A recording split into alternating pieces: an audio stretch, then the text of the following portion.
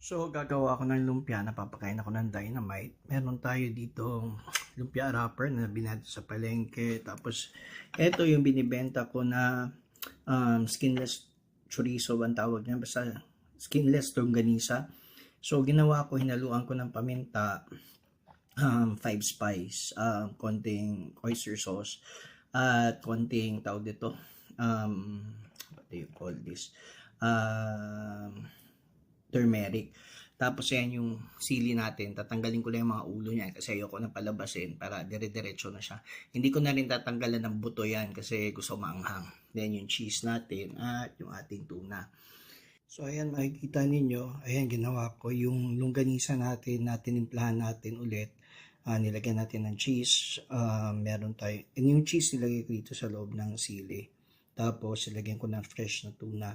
Then, ibabalot na natin. So, luto na yung ating lumpia.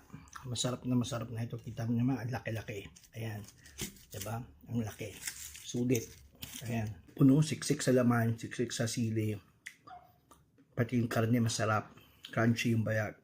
Plus, super anghang. So, ito yung klase ng dynamite na gusto ko. So, yun lang. Bye!